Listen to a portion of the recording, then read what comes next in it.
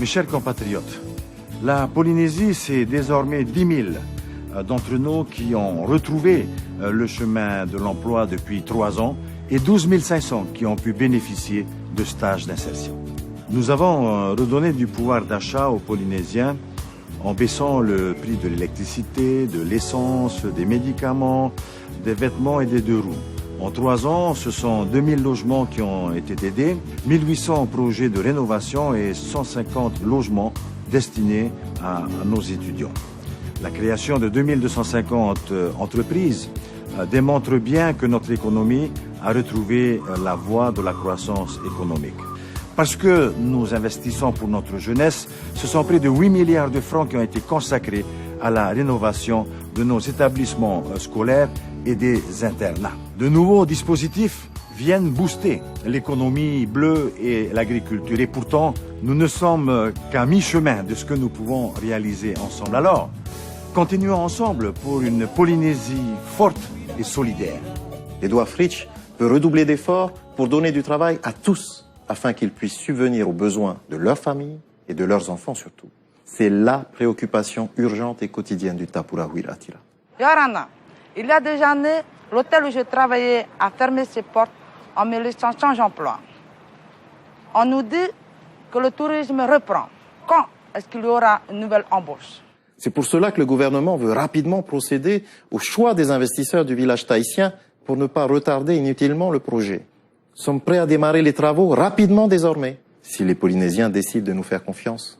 Bonjour, nous allons bientôt avoir un bébé avec ma femme et nous allons manquer de place.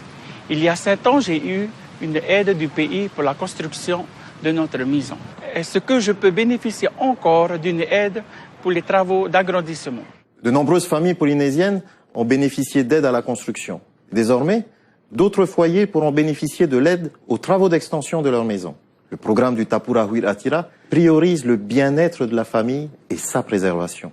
C'est pourquoi le gouvernement a souhaité accompagner plus particulièrement les familles modestes en leur permettant d'accéder à un soutien financier pouvant aller jusqu'à 4 millions de francs. Mais ce n'est pas tout. Nous avons aussi pensé à ceux dont les maisons commencent à être anciennes et à ceux qui ont besoin d'agrandir leur habitation. C'est pourquoi le gouvernement d'Édouard Fritsch a mis en place un soutien financier jusqu'à 2 millions de francs. Ce dispositif va aussi permettre aux petites entreprises du bâtiment de remplir leur carnet de commandes. Ainsi, tout le monde est gagnant. Les familles passent commande des travaux de leur maison, les entreprises recrutent des ouvriers pour réaliser les travaux commandés. C'est cela la méthode du Tapura Huiraatira. Je suis en fin de contrat de mon CAE et maintenant, que puis-je espérer? Nous avons bien sûr pensé à toutes les personnes qui terminent leur CAE. Si tu es prête, ton entreprise peut bien sûr t'embaucher sous contrat aidé comme l'Acte Pro.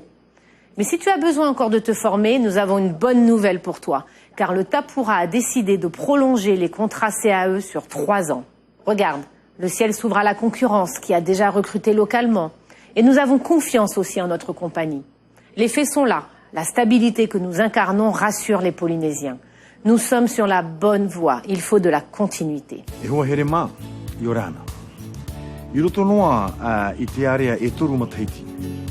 Koe ahuru tauteni o taurheira, te ioro toitea o te ohipa. E ahuru mapiti tauteni e pahanere, te whanao i te tau hapaarira no te o i roto i te o te hipa.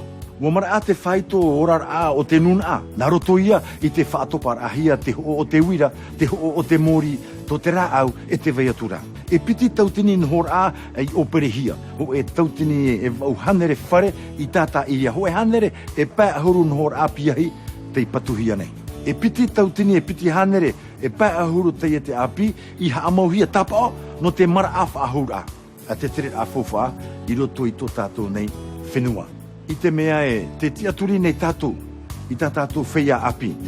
I whaahuipa tātou, i whaahuipa hia e vau miria no te tātā ira, i tā tātou mō whareha api ira, e te mō puhapara, te mō wahai puhapara no rātou. Ai te mo e hia, i te pā, i te pā no te imir a fofa, no te fofa moana nei, e aurera no te hupa whaapu. No atu te reira, te awhara anoa tātou o te ea o te mau ohipa, o tā tātou amui e tutawa no tō tātou nei whenua. No rira, kua here mā, a atian amai, o tātou amui a no te haere i mua, i ora e maruru mai te ira. hau I te ahuru tauatini rei ata, te no ai rātou te ti ara auhipa. Wa I te ato rātou tura, e te tura o tō rātou mau utua whare. Te ie te taut o a mata moarua te tapura huira atira. E tau mataiti tēnei, wa tapiki te hotega I geiga vau e gawea I te ohipa. E wa ege au tau ohipa.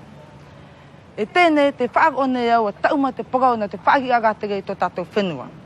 Te ani nei au, a whea te tepuga o te tātagawe ohipa.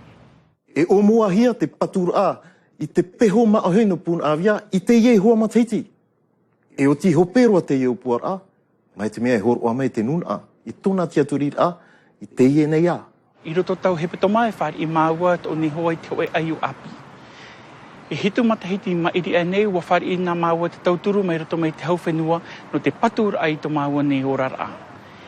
Te uir a, ni neane māua e whaanho, e whaanho whahau te tei tauturu no te whaanho nhor ai te tei horar a, hau mai te ei no mato. I whaanho nā te tei mautua whare I te tauturu no te patur ai tō rātou mau whare. E nenhea o te tei atu, e whaanho I te tauturu no te wha a anor ai tō rātou mau whare. Te utua whare o te taut or aia a te tapura huir atira. Wa papuia mātou e, wan hoan e te utua whare, I whauti e te hau whenua, e apiti I te whea hin aro nei e patu I tō rātou whare. E tēroa I ai te whaito e mhamiri o ni wharane. O haman o atua hia te whea, e hin aro nei e tata I tō rātou monhora. Te tauturu nei te hau whenua, e ni ai te whaito piti mirioni no tā rātou mau hamauara.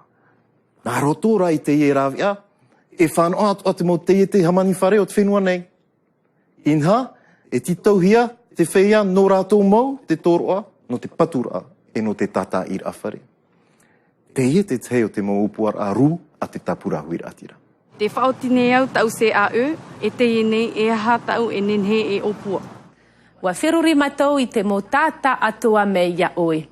Mei te piu wa ine oe, e nehe te taiete e tiopu ia oe, e te hoe tauturu acte pro. Mei te piu rā e mea tia ia hāpi whahau, e pro apita matou no hoe.